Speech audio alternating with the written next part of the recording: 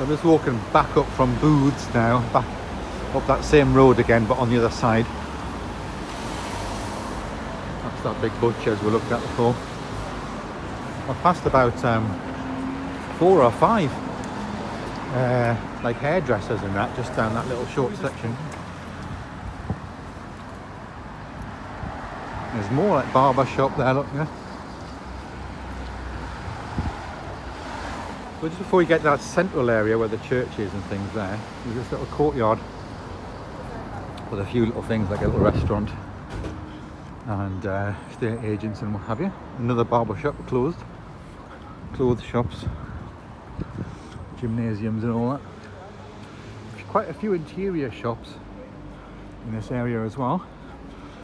Got those stone steps there. I mean, amazing, that, isn't it? How, you know, how is that construction working there? Look at the stones just sticking out of that. Huh? Amazing, that, isn't it? I mean, it's not iron reinforced or anything. It's just the stone is embedded into the wall of the building. And how worn it is as well. Amazing.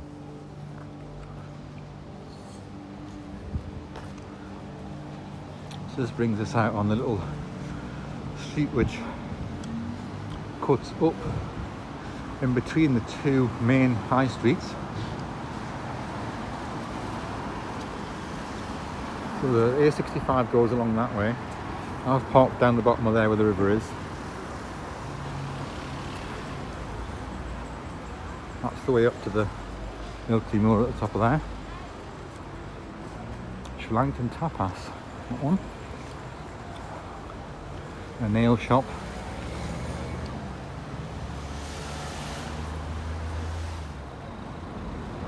So yeah, I'm not going to go up there because I'm going to go and get Mary shortly. It's about 10 past, getting towards 11:15 I think now. So I need to go and get her.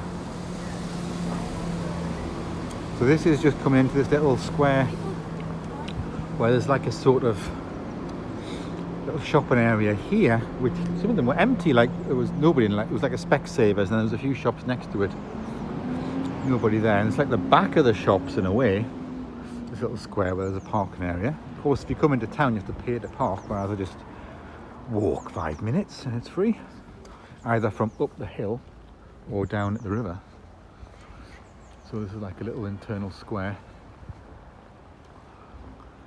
here, but you see that retail unit's to let there, and then there's a clothes shop, a Boots opticians, picture framing, and then around that side there's other shops as well. And this is the back of Betty's Tea Rooms, if you can see Betty's Cafe there. There, that's the back of it. So when we see it from the other side on the main street, the frontage of it, that's the back. Yeah, so that retail unit which said it was to let has actually got an artist in it with his exhibitions, and you can see just here we walk past.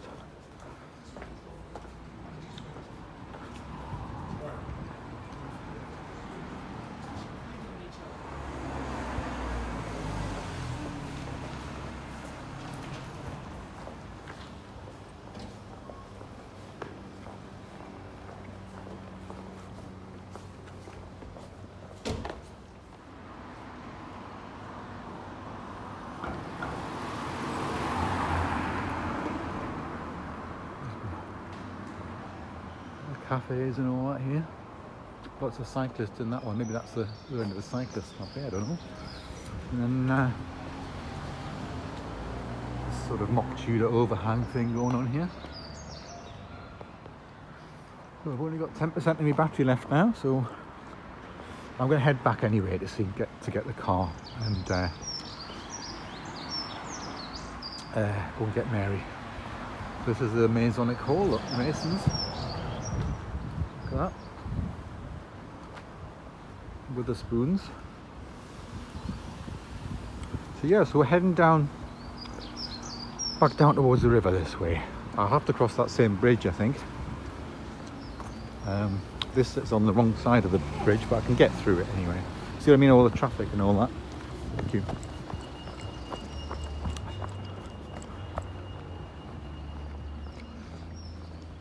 So yeah, all the traffic chokes up in the centre, but as soon as you come away from that, it's quite quiet. So we'll go back the same way over the moor, I think, to avoid all that traffic. So this is just another little route to the manor house I went in last weekend when I was dropping Mary off, which is there, the old building there. That's what I went into. Free. It's free to get in the museum, manor house. That's for sale. That building there. Castle House it's called, and the one next to it as well. So both for sale. The yellow door and the red door. Nice blossom down here towards the park. So we'll head down this way and I'll be able to get back towards that bridge.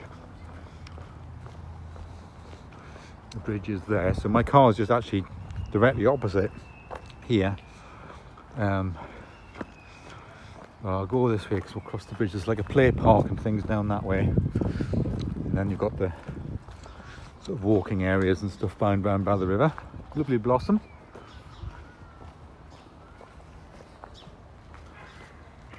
So I'm going to go over this bridge, and my car's just on the other side of the river down there.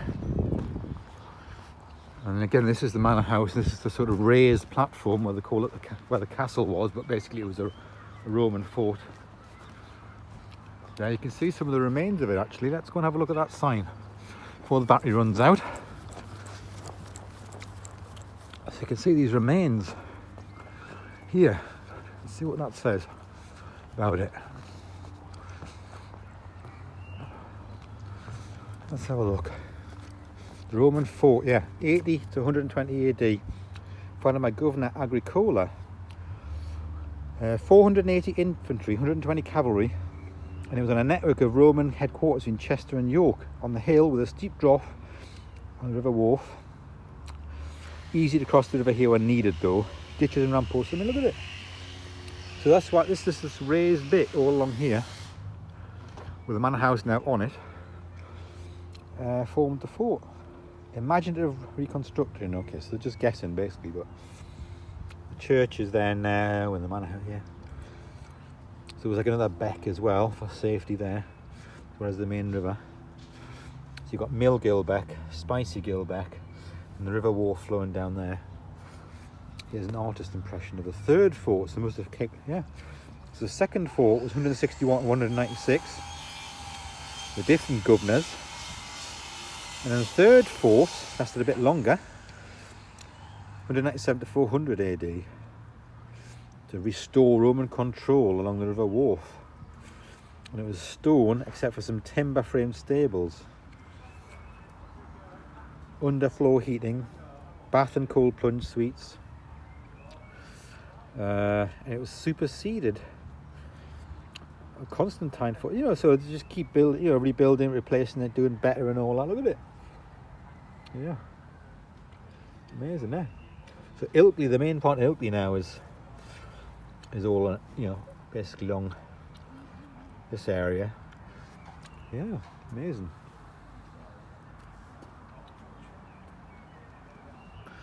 So yeah, look, the second fort was burnt down during civil disturbances when the Roman army was being removed from Britain to fight in Gaul. Interesting, isn't it? Very good. So there you go. That's that's Roman.